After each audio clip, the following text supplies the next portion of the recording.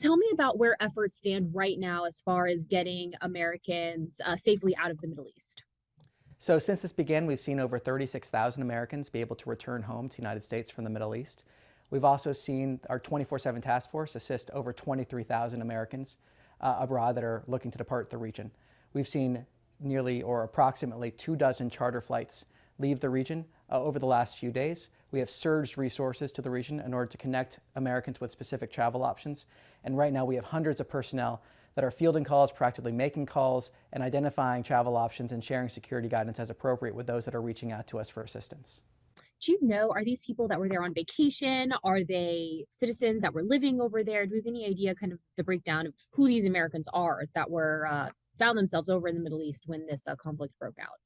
Well, it's really a case-by-case basis. There are some cases of tourism, some cases of students, for example. Of course, there are business opportunities over there as well. There are some dual citizens, so it really is a case-by-case basis.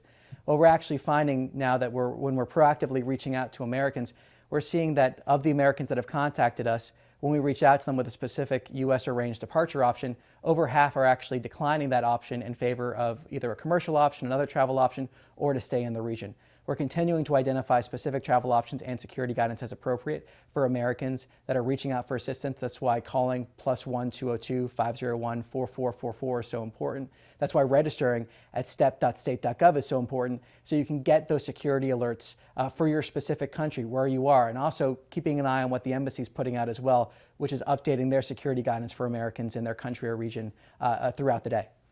When you said the options that the government's provided, help me understand what that looks like. If these aren't commercial flights, are these military planes? Are these State Department planes? Um, what exactly is that?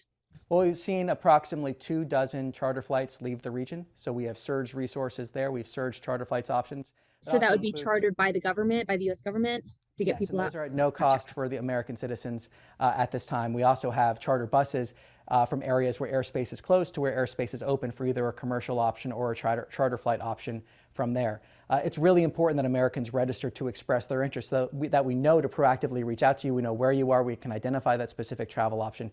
But when I say government arranged travel options, talking about those charter flight options, when we reach out to Americans that have contacted us, currently over half of Americans are turning down those government arranged travel options in favor of a commercial option, another travel option, or to stay in the region.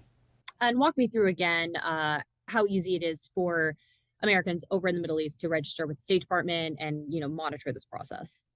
So they can call +1 202 501 4444. We have hundreds of personnel that are right now fielding calls and then proactively reaching out to people with that guidance as appropriate. Or they can go to state.gov, where they will see a link to a form where they can register their interest. So again, those two options that Americans can go to are +1 202 501 4444 with those hundreds of personnel fielding calls, or go to state.gov to that link where they will then see a travel intake form to register their interest if they want to depart the region. You may have said this in your first answer, because I know you're throwing out some numbers, so forgive me. But how many? Do you have any gauge of how many Americans are in the Middle East? How are you guys monitoring numbers? Well, it's really important that Americans register to express that interest so that we know where they are and we connect them with that option. We have seen, like I said, over 23,000 Americans directly assisted by the 24/7 task force. We surge resources in order to help the American people. But again, vitally important that if people want to depart the region, they call or go online to register their interest so that we know that you're looking to depart and can connect you with that specific travel guidance, security guidance, those travel options to bring you home should you desire to come home. What do you have to say to Americans who maybe had preset plans, business trips, vacations, personal, for whatever reason, heading over to the Middle East as personal entities? What's the State Department's messaging regarding travel of Americans, heading towards the Middle East right now? Well, I would say go to travel.state.gov to see the latest travel advice. You can also look at the embassy or consulate in the region or country that you are going to for the latest security advice. That'll give you the latest guidance that's happening. That'll give you our latest diplomatic posture in terms of our diplomatic facilities in that country or region. It gives you the information you need to be fully informed. And then please register at step.state.gov, especially if you're in the region. Really, if you're traveling anywhere in the world, registering at step.state.gov lets you get those security alerts should the situation change. Is there anything else that you think is important for the American public to know right now? Our highest priority is the safety and security of the American people. That's why we've surged these resources to help those that want to come home, to bring them home. We are dedicated to bringing every single American that wants to come home, home.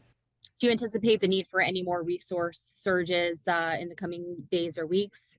Well, we have surged those resources. We're seeing charter flights underway. We're continuing to have that call center, hundreds of personnel. I actually came from one of the task force rooms just recently and can speak to the experienced personnel that are right now identifying those specific travel options with specific individuals, getting them the exact information they need to depart the region should they desire to do so.